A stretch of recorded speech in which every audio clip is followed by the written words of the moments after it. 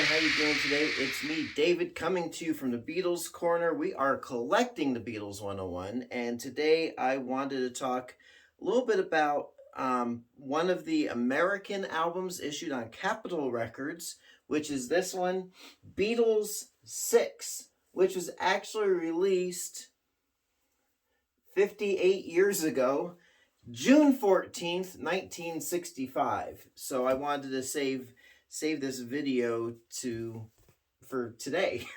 So it's interesting. Okay, the title. So this is Beatles VI. Now, if I count let's say we got Meet the Beatles, second album, Something New, The Beatles Story, Beatles 65, the early Beatles, and then Beatles VI would make it the seventh Capitol album.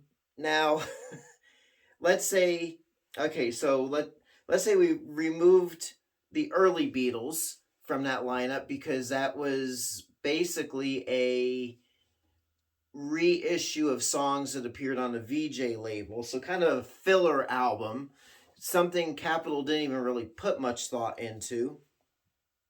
So we got Meet the Beatles, the second album, Something New, The Beatles Story, Beatles 65, and Beatles 6. But then, hey, what about the Beatles Story was like a documentary album, not a music album. And that was a double album, so that might count as two records. So if we remove that, then we get 6. But there's still... Now, let's say we got rid of both of those and included Introducing the Beatles. We can't do that. I don't know how they arrived at Beatles 6 because it's the 7th Capitol album. So I'm assuming going with music, they figured let's not count the Beatles Story as a Beatles album of fresh music material, even though there was a snippet of Twist and Shout from the Hollywood Bowl, one of the Hollywood Bowl concerts on there, and some snippets of other songs. That was a documentary type of album, so maybe they didn't count that. But regardless, Beatles 6, really, I think a cool album. It's one of the Capitol albums I feel, even as a kid, I felt was kind of a filler album. Because you get the jive, at least I did, and I overanalyze things, is that Capitol saved, let's say, the best songs, or they kept a lot of the songs off of from a British album and kind of put those in some sort of a corresponding order or feel for a British album. So, for example, in my brain, Beatles 65 kind of equates to Beatles for Sale. They were released about the same time. The first side is roughly the same of Beatles 65 as it was for Beatles for Sale. And it's kind of like, then you get albums like Beatles, the second album, and Beatles 6, and Something New. And it's kind of like, let's get the songs we didn't throw on that first album, and let's just throw them on another album. So, and to do that, so this interesting album, we have 6 songs that were left over from the Beatles for Sale album, 3 songs that would be upcoming on the British Help album, which would be What You're Doing, You Like Me Too Much, and Tell Me What You See. So off of Beatles for Sale, we have 8 Days a Week, Kansas City, Words of Love, I Don't Want to Spoil the Party, I Think Every Little Thing,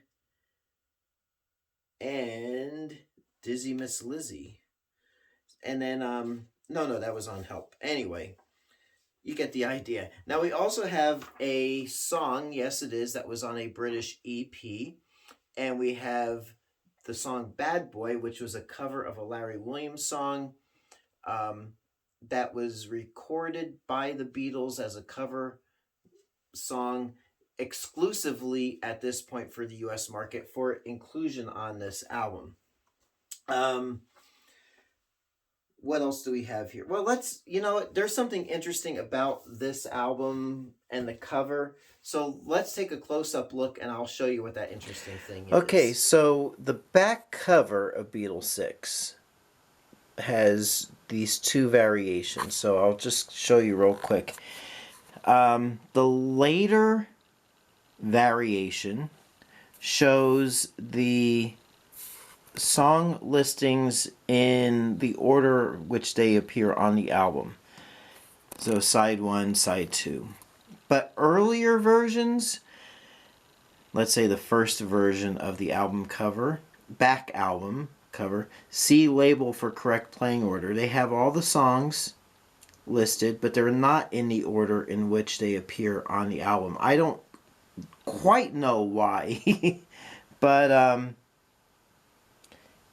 it's this album cover came with a later, like a 1969 pressing, so I'm assuming the record plant just had an abundance of these back cover slicks going into 1969, 1970, and just had to use them up. This is from a mid or early 70s Apple label pressing, and I'm not quite sure where the mark of delineation comes, but anyway, just something to look out for. I don't think it affects the value too much. It's just a cool little curiosity. So there we go. Beatles Beatles 6. And this is an album I really enjoy listening to. I don't want to say it's one of my favorites, but to me, songs like "I Don't Want to Spoil the Party," "You Like Me Too Much," "Tell Me What You See," 8 Days a Week, "Words of Love," Buddy Holly cover, just great songs. It's great to have these songs on one album instead of just trying to hunt them down on different records. Gives it a true, in my brain, it sounds like 1965. This should have been called Beatles 65 because it's got such a 1965 sound to it. Just a great album in my opinion. And even the sound quality is really good. It doesn't have that, to me, that like overabundant echo like some of the other albums do. Just a neat album. Now it is interesting. I'm looking at this back cover. They Capitol did not include on the back here. They didn't include the early Beatles on the back cover slick. So maybe they weren't counting that and were counting the Beatles story in their 6. I don't know. Just noticed it just now. So there you go. If you lived here in the States or in another country where this album was issued, this was issued in Japan. I believe there's also a version that was released for U.S. Armed Forces bases in England that was issued on Parlophone. I'm not sure of that. Or if you have another, pressing of it. Interestingly, the Australian market saw this front cover.